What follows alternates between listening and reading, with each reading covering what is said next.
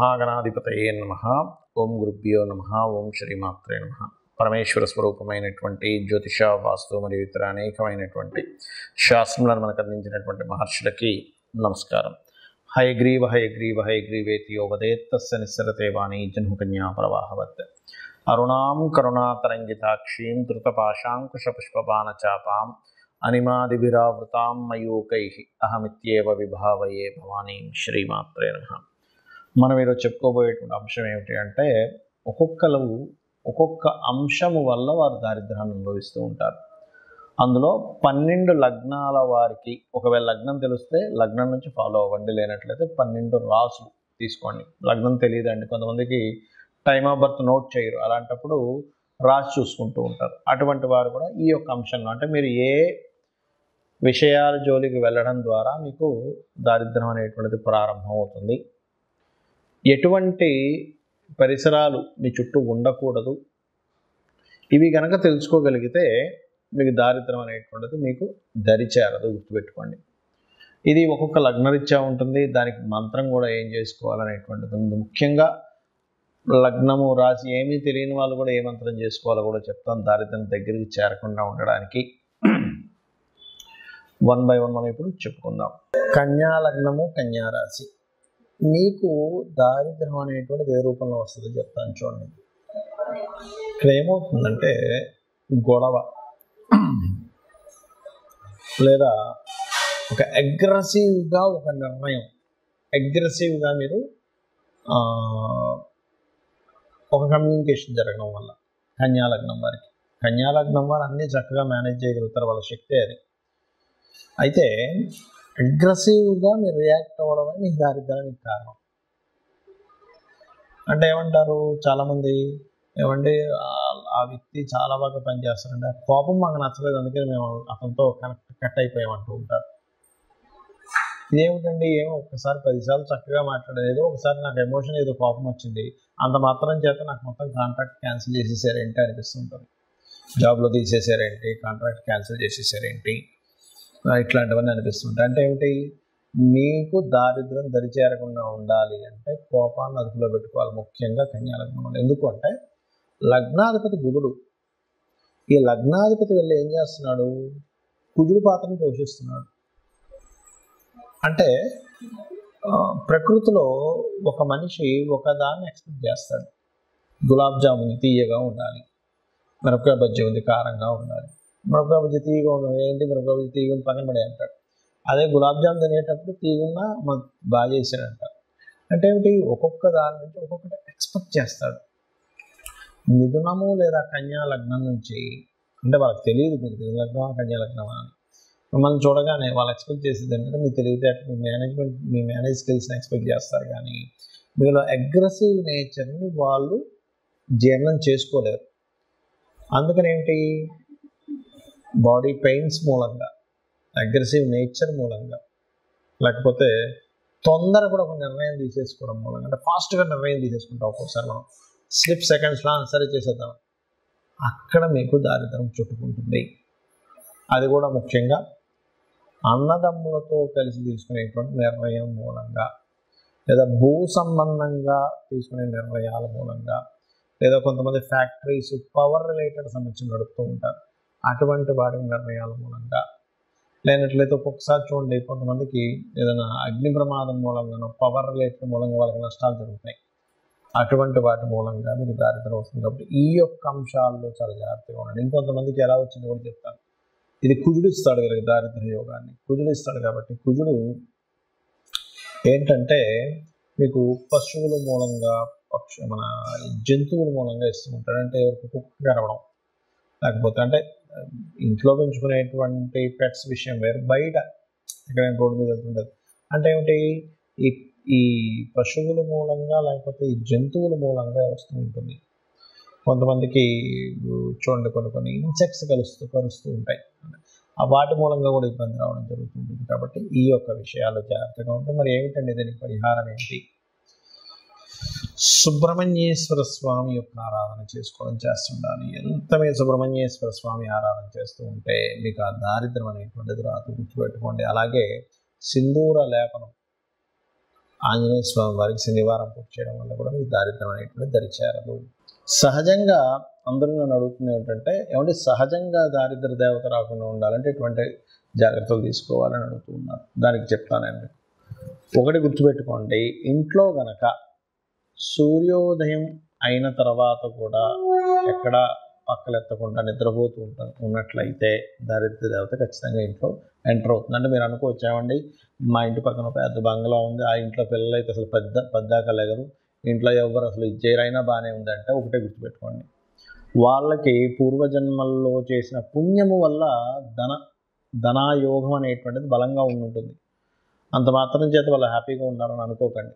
వాళ్ళకి దరిద్ర దేవత అంటే కేవలం డబ్బులు లేకపోవడం మాత్రమే కాదు, గుర్తుపెట్టుకోండి, రోగాలు వస్తుంటాయి మనిషికి. లేనట్లయితే నిందలు ఎక్కువ పడుతూ ఉంటారు. ఇలా ఒకటి కాదు రెండు కాదు చాలా ఉంటాయి. ముఖ్యంగా రోగరూపేణ ఎవరైతే సూర్య భగవానుడు సూర్యోదయం అవ్వకముందు ఎవరైతే నిద్రలేస్తారో వాళ్ళకి రోగాలు వచ్చేటువంటి ఛాన్సెస్ తక్కువగా ఉంటాయి.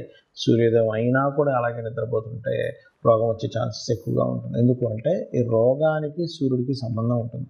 సూర్యుడు వచ్చేసరికి మనం తెలివేసి ఉన్నాము అంటే రోగం రాదండి. ఎందుకంటే సహజంగానే సూర్య భగవానుడు ఆరోగ్య ప్రదాత కాబట్టి, ఆరోగ్యం భాస్కరాదిత్యది అంటూ ఉంటారు కాబట్టి ఇది ముఖ్యంగా పాటించండి. అలాగే ఇంట్లో పాత వస్తువులు, శాస్త్రం ఏం చెప్పిందంటే పాత మనుషులు అంటే ఏమిటి, బాగా ఏజ్డ్ పర్సన్స్ ఇంట్లో ఉండాలి. ఎందుకంటే వాళ్ళ సూచనలు వాళ్ళ అనుభవాల ద్వారా మనం రక్షింపబడతాం. కానీ విరిగిపోయినవి పాడైపోయిన వస్తువులు ఇంట్లో ఉండకూడదని చెప్పింది. అవి ఎంత ఎక్కువగా ఉంటాయి ఇంట్లో, పనికిరాని వస్తువులు అంత దారిద్ర్యం పెరుగుతూ ఉంటుంది. ఇంట్లో బూజు ఎక్కువ పట్టడము, పాత గోళ్ళగా ఉండడము, ఇల్లంతా మట్టి కట్టుకుపోయినట్టుగా పాతగా అయిపోవడం, ఇది కూడా దరిద్రానికి సంకేతం.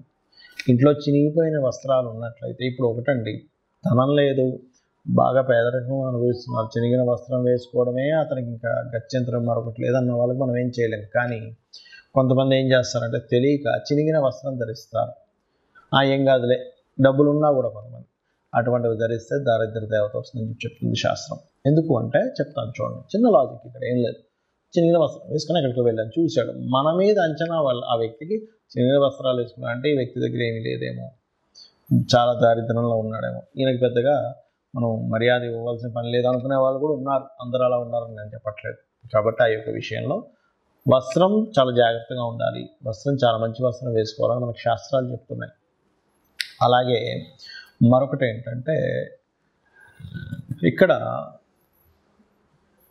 మీకు లగ్నం తెలియదు, రాశి తెలియదు, కానీ దరిద్రం రాకూడదు. కొన్నిసార్లు ఏమవుతుందంటే దారిద్ర భావము అని ఉంటుంది జ్యోతిష్ శాస్త్రంలో. 3వ స్థానాన్ని దారిద్ర భావము అంటారు. ఆ 3వ అధిపతి గనక మీకు లగ్న సంబంధాలు ఏర్పడినప్పుడు ఎప్పుడు ఏదో ఒక పెయిన్, ఏదో ఒక దారిద్రం మీ వెంట పడుతూనే ఉంటుంది. అప్పుడు మీరు చేయవలసింది ఏమిటంటే, విష్ణు సహస్రనామాల్లో ఒక నామం ఉంది. మీకు దారిద్రం పోవడానికి, మీకు ఎప్పుడు పెయిన్ ఉంటే పోవడానికి ఏమిటది అంటే ఓం మధుసూదనాయ నమః. ఈ నామం మీరు ఎంత చేస్తూ ఉంటే అంత దారిద్రం అనేటువంటి తగ్గుతుంది. కొంతమందికి థర్డ్ కనెక్టివిటీ వచ్చినప్పుడు దారిద్రం ఉండదు, కానీ అది ఎలా ఉంటుందంటే ఎప్పుడూ కష్టపడుతూనే ఉన్నానండి, చిన్నప్పటి నుంచి నా పని కష్టపడటమే, చిన్నప్పటి నుంచి ఏదో పెయిన్ అనుభవించడమే అంటూ ఉంటారు. అటువంటి వారికి కూడా ఈ యొక్క మంత్రం బ్రహ్మాండంగా పనిచేస్తుంది, గుర్తుపెట్టుకోండి. అలాగే ఇంకొక విషయం ఏంటంటే, ఇంకో దారిద్రం గురించి చెప్తాను. మనం తిన్న కంచంలో కడగకూడదు. తిన్న కంచంలోనే కడిగేస్తారు చాలామంది. శాస్త్రాల్లో మనకి మనం ఏదైనా ఆహారం భుజిస్తున్నామంటే దాన్ని యజ్ఞం కింద చెప్పారు. ఇదొక యజ్ఞము. మరి యజ్ఞం చేసిన దగ్గరే మనం చేయి కడుక్కుంటామా? యజ్ఞం కుండంలో కడుక్కోం కదా. కాబట్టి తిన్న కంచం అంత పవిత్రమైనటువంటి విషయంగా చెప్పారు కాబట్టి అది చేయకండి. ఇక మరొక విషయం ఏంటంటే, చాలామందికి అలవాటు అయిపోయింది ఈ మధ్యకాలంలో సూర్యోదయానికి ముందు స్నానం చేయమని చెప్తుంది, కానీ సూర్యోదయం తర్వాత స్నానం చేయడం, ఇవన్నీ కూడా దారిద్రానికి హేతువులు. మరొక విషయం ఏంటంటే, దీంతోపాటు మీరు చాలామంది చేతిని తల మీద పెట్టుకుంటూ ఉంటారు, తల మీద చేయి పెట్టుకోకూడదని చెప్తూ ఉంటారు. ఎందుకంటే ఇది లక్ష్మీ స్థానంగా చెప్తారు. ఈ లక్ష్మి ఎప్పుడు తలకెక్కకూడదట. తలకెక్కితే దారిద్రం అని చెప్పి మనకి దత్తాత్రేయ చరిత్రలో ఉంటుంది.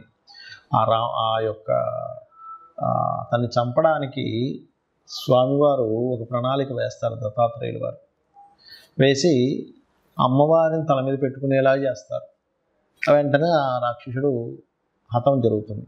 కాబట్టి పెట్టుకోకూడదని చెప్తుంది శాస్త్రం. దీనికి మళ్ళీ ఎక్కడెక్కడ చేయి పెట్టుకుంటే మంచిదనేటువంటిది పాదం దగ్గర, మోకాళ్ళ దగ్గర, కాళ్ళ దగ్గర, పొట్ట భాగంలోని, ఈ రకంగా ఈ నుదుటి భాగంలోని ఇక్కడ చేతులు పెట్టుకొని కొన్ని నామాలు, లలితాసహస్రనామాలు చదివితే అదృష్టం కలిసి వస్తుందని చెప్పింది శాస్త్రం. ఎక్కడా కూడా మీరు ఓన్లీ తల మీద పెట్టుకోకుండానే కాకుండా ఎక్కడ ఏ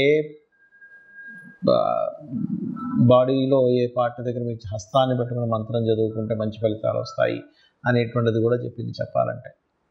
దానికి మళ్ళీ తగ్గట్టుగా దానికి సంబంధించినటువంటి రెమెడీస్ కూడా చెప్పడం జరిగింది.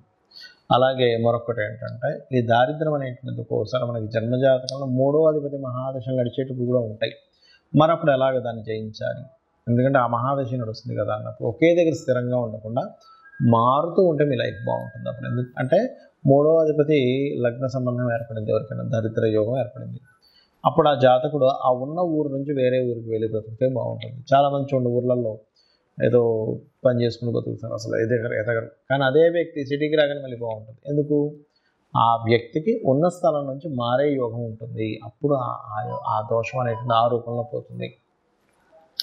అలాగే మీ ఇంట్లో పాత వస్తువులు, బట్టలు ఎక్కువగా ఉన్నాయి కానీ మీరు వేసుకోవట్లేదు. అలాంటప్పుడు ఆ బట్టలను చక్కగా ఉప్పుని నీటిలో ముంచి తీసేసి ఆరబెట్టిన తర్వాత వాటిని దానంగా ఇచ్చేసేయండి. ఇంట్లో వాడకుండా పాతగా అలాగే ఉండిపోతే అది కూడా చాలా పెద్ద, అందులో ముఖ్యంగా వస్త్రాలకు సంబంధించిన విషయంలో. ఇంకోటి ఏంటంటే చాలామంది ఈ తల మీద ఉండేటువంటి, శిరస్సు మీద ఉండేటువంటి ఈ ఏదైతే జుట్టు ఉంటుందో దానికి లోపల కొంతమందికి డాండ్రఫ్ అనుకోండి, లేకపోతే మట్టి కానీ ఎక్కువగా ఉంటుంది గడ్డానికి, తలకి. అవి ఎక్కువగా ఉండడం కూడా శాస్త్రంలో మంచిది కాదని చెప్పారు. ఇక్కడ మీరు సైంటిఫిక్గా కూడా ఆలోచించినట్లయితే దానివల్ల మనిషికి రోగం వచ్చే ఛాన్స్ ఉంటుంది. రోగమే దారిద్రంగా కూడా చెప్పింది శాస్త్రం. కాబట్టి ఈ యొక్క అంశాలు జాగ్రత్తగా ఉండాలి. మరొకటి, ఎక్కువ దారిద్రం ఎందుకు వస్తుంది అంటే అన్నదమ్ములతో మీరు సరిగ్గా చేయాల్సిన కమ్యూనికేషన్ సరిగ్గా చేయకపోయినా అనవసరమైన ద్వేషాలు పెంచుకున్న దారిద్రం వస్తుందని చెప్తుంది శాస్త్రం. అంటే అన్నదమ్ములతో, అక్క చెల్లెలతోని చిన్న చిన్న విషయాలు పట్టుకొని వాటిని ద్వేషంగా మార్చుకొని వాటిని మిస్అండర్స్టాండింగ్గా చేసుకుంటాం. ఎందుకంటే 3rd హౌస్ ఈజ్ దారిద్ర స్థానం. 3వ స్థానాన్ని దారిద్రము, పరాక్రమము, పౌరుషము, ధైర్యం ఇవన్నీ చెప్పారు. అందులో దారిద్రం కూడా ఉంటుంది. మీరు ఇక్కడ ఎప్పుడైతే మీరు ఇది చేస్తుంటారు అదొకటి. ఇంకా అన్నిటికంటే గొప్పది చెప్తాను చూడండి. మీరు గాసిప్స్ కనుక వాళ్ళు అలాగంట వీళ్ళు ఇలాగంట అని ఎంతైతే మీరు చెప్పుకుని ఉంటారో అదే మెయిన్ ముఖ్యంగా దారిద్రానికి హేతువుగా శాస్త్రాల్లో చెప్పబడింది. దానికి మరి ఏమిటండి పరిష్కారము అంటే మధుకైటబుల వధ అని ఉంటుంది శాస్త్రంలో. మనకి మీరు వినే ఉంటారు. విష్ణువు యొక్క చెవులో నుంచి వస్తారు మధుకైటబులు అని అంటారు. అతను బ్రహ్మని మాతో నువ్వు పోట్లాడు, లేకపోతే నువ్వు మా చేతిలో చచ్చిపోతావు, సంథింగ్ అట్లాంటి భయపెట్టేసరికి ఆ బ్రహ్మ వెళ్ళి విష్ణుమూర్తిని ప్రార్థించడం జరుగుతుంది. అప్పుడు విష్ణుమూర్తి నిద్రలో ఉన్నట్టుగా ఉండగానే ఆ నిద్రకి ఎవరైతే కారకులో ఆ అమ్మవారిని ప్రార్థించడం జరుగుతుంది. అప్పుడు ఆ మధుకైటపుని సంహరించడానికి ఆ యొక్క మహావిష్ణువుని నిద్ర లేచి వాళ్ళిద్దరితో యుద్ధం చేస్తాడు. కానీ ఎంత యుద్ధం చేసినా వాళ్ళు చనిపోరు.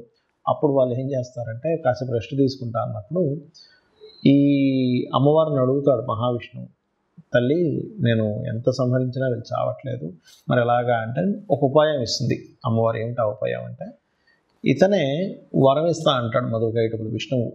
నేను మీతో ఎన్ని సంవత్సరాలు 1000 సంవత్సరాలు యుద్ధం చేసిన అయినా సరే మీరు చాలా బాగా యుద్ధం చేశారు, కాబట్టి నేను మీకు వరం ఇస్తున్నాను తీసుకోండి అంటే, వాళ్ళ మతం ఉంటుంది కదా, ఏంటి నువ్వు మాకు ఇచ్చేది ఏంటి వరం, నేనే మీకు వరం ఇస్తున్నాను అంటాడు ఆ మహావిష్ణువుకి వీళ్ళిద్దరు అన్నప్పుడు.